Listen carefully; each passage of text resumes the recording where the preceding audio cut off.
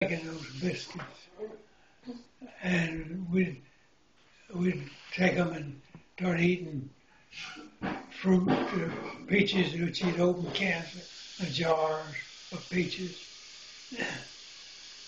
and cream, and syrup, and you just name it. The other meals you'd have cornbread. So my mother spent most of her life Cooking. Cooking. Well, with 12 kids. But she had a healthy bunch of kids. We were all healthy. And you could look at that group picture in that pamphlet you made in the end there, where everybody was in that picture. They all looked well fed. And so it wasn't, everything wasn't dreary on the farm. We had a good time. And so it was pleasant. I always had plenty of playmates. My brother's just older than me, and myself, and Cortez, and Hezzy. So we'd all run in a gang, get out in the woods, travel around in the woods. We always had what we call a bean flipper. We called them nigger shooters. Oh, no. I remember Back in that. those days, we quit doing that when we got... It wasn't politically correct. But anyway... But we didn't know that. Shoot birds. Time or two we'd kill a rabbit. We'd bring it home. And Mom would cook it for us, fry it up. And one time we were traveling around in the woods out there. I think we had a couple of cousins with us. And we run across, we found some guy's whiskey still. Uh-oh. His mash barrel. He was curing his night so he could have a run of whiskey. And we got down there and looked. The barrel was buried, but just enough of it sticking up we could see it above the ground. You knew what it was? So it wouldn't have rainwater running into it. We found that. We raised the lid, and it was sour. We thought about tasting it, but it smelled too highly. Ugh.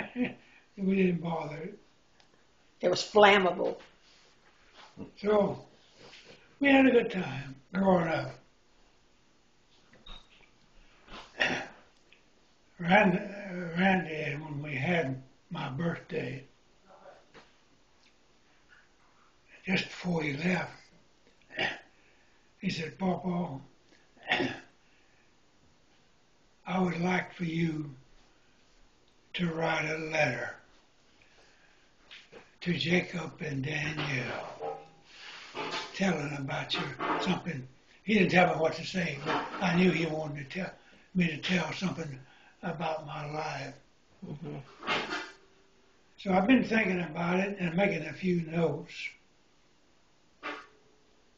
And Randall found an extra copy. Might have been his, I don't know. Well, we can print more. But anyhow, I needed 2 copies. So I started thinking about that generation of love. But I've got a good bit in there about my growing up years. But nothing much about my adult years. So I decided to write him a letter concerning my adult years, my army, some of my army time, and their family growing up. And I just about got it thought out and written out into notes. So I'm going to copy it in that other Generation of Love on the fly sheets Okay. and send it to them. If you want to just tell it to me, I'll type it for you. I was wondering about that, or whether they would like to see some of my handwriting. Okay. And when I'm passed on, and they know what my handwriting looked like. You don't know how much that means to people when they get older. Yeah. They treasure that. When they're younger, Mm-hmm. it doesn't mean too much to them. Mm-hmm. But in my notes, I tell Jacob and Danielle, and I urge them to save this to when they get older. They'll know about their roots, where they came from, who they are, and just stuff like that. So I'm going to do that, and I don't know if I'll have sense enough to do it anymore. Well, why don't we make copies of what you do? Right. Yeah. Because Yeah. they would like it. I would like it. Yeah. Well, I was reading a couple of days ago when Pat and Ake had their 60th wedding anniversary. Elaine had called me and asked me if I would like to make some kind of a little presentation. Harriet had already gone by that time. It's just me left. And I got to thinking about it. I had put together a little essay about the White family. And I still got that at the house. Somebody typed it for me. I don't remember who typed it. Either you or Aggie, one or two typed it. Aggie may have, but we need to get that too. And so I pulled that thing back out and read it. I said, well, man, this is good history here. Elaine took it after I had made the presentation, and she made a little booklet out of it, along with some clippings and so on down the line. And she had that when she put it out when Eke had died at the funeral. Mm-hmm. And for people to read through. And I said, well, I'm going to just keep this, and when y'all go through my stuff, I know you will. What you don't want to throw in the trash can, you might want to save some of that, those things like that. I would like to keep that. And but it's pretty good reading, even though I wrote it. You're a good writer. I used to take pride in writing these little themes in high school. And I wrote that one. I know you've heard that story before. I don't know if Kaylee has or not. But I wrote this little theme about the boys I was telling you about. Silas and Ivy and John and Cortez and Hezzy. And it seemed like there were a couple of cousins there visiting with us. And we slipped off and went swimming in the creek. My mother had already told us to the boys, I don't want you going over there in that old muddy creek. It wasn't running anymore. But it still had a pretty good hole there with water in it. So we got over there and got started looking at it, so finally, we're just going to take a chance. So we pulled all our clothes off, naked as jaybird, right by the railroad track. And there's a trestle going across there. And we were in there having the biggest time, you know, cutting and carrying on, trying to swim, learn how to swim and so on. And there's a freight train came by. Old Andrew Jenkins used to be the engineer. And it was one of those old steam engines. And he'd pull that cord down, and he could make a tune with that cord. Oh, oh, oh. He'd be out in the field working, and he'd blow that old whistle, and that'd make you lonesome, you know. But that day we were in the swimming hole, and he'd come out and he was blowing that old horn. And he must have seen us in the swimming hole. So he was blowing that whistle. And we was in such a hurry to get up in the swimming hole. We wore uniforms, one-piece suits. And Cortez had thrown his across the track. And the train come along and went over and cut it right through the middle.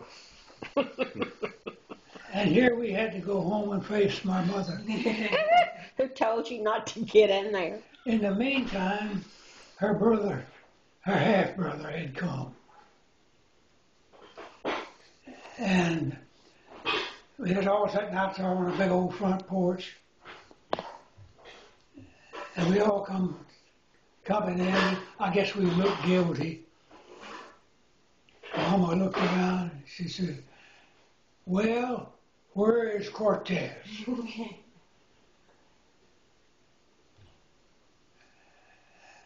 And she said, "Oh, he's been back there in the back. So you tell him to come around here where the company is." So we told him, and he come around and he'd hold it in bottoms and just like this to keep it from falling down, you know.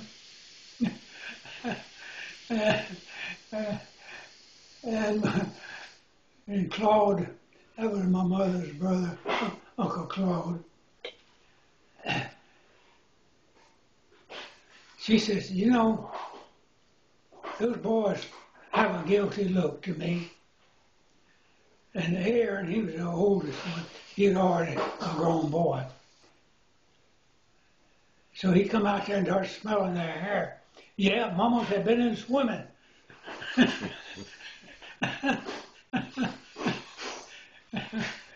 And she says, "Well, you boys been in swimming?" "Yes, sir, we did." They said he'll lie. So you know what I told you? Said, "After this company leaves, I'm going to get you."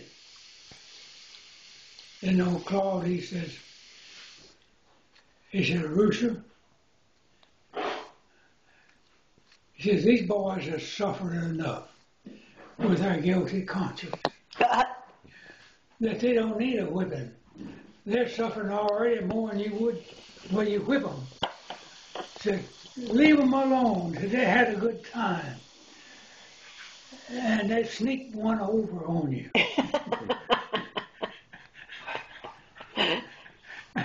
So she didn't say anything else, but she never did whip us. She let it go by. But when I was in the 9th grade in high school, I wrote a little theme, which the teacher assigned me for English assignment. And I wrote that story about us, that swimming hole, and all the ingredients that went into it. And the teacher liked it. And she gave me an A on it. Regardless of what the grammar sounded like, the thought was good. She liked the thought. And when I was in 11th grade, that was a senior in 11th grade. It wasn't 12th grade. It was just 11th grade. That same teacher pulled that theme out and read it to the class. And they all had a big laugh. I did too. So I have included that in some of my writings about the reunion. That's included somewhere in there. I remember that. So when you run across those things like that, you might want to keep them for your great-grandchildren and your great-great-grandchildren. Well, what was the poem that went along with that? Yeah. That's what I was thinking. What was the poem poem? that went along with that? What was Rhyme. What was the poem? Went along with the story. I'm sorry. So what was the poem that went along with the story? You wrote a poem with it. You know, so Here comes the train. choo choo choo. Cut Cortez bridges clean in two. Here comes the train. Choo choo choo. Oh, yeah, I forgot my poem. I made up out of the poem that here come a train, choo choo choo, and cut Cortez's bushes half in two. And that's what got a laugh out of the class.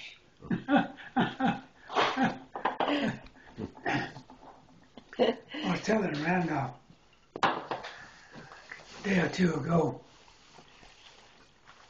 I ran across some of that stuff I had stuck away, you know. And this was originally in the Reader's Digest. There's a group of people in a museum look at all the exhibits. And they come upon this great big bones, big old bones. They were fascinated by those bones. It was dinosaur bones. And they looked at it and they talked among themselves. And finally they looked up over there and they saw the museum guard. And it says, "Say, officer, could you tell us how old these bones are?" "Yep, I can tell you." They said they're 6,000,002.5 years old. They said, "Well, how can you be so precise?" He said, "Well, that's easy." He said, "When I came to work here, these bones were 6,000,000 years old. And I've been working here 2.5 years."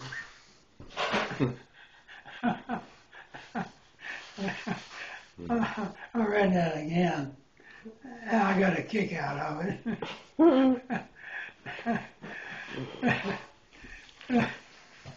I know, and I told Randolph, since we've already got through eating, let me take my pills, Okay. and then I'll tell you that one. All right. We'll take the pills.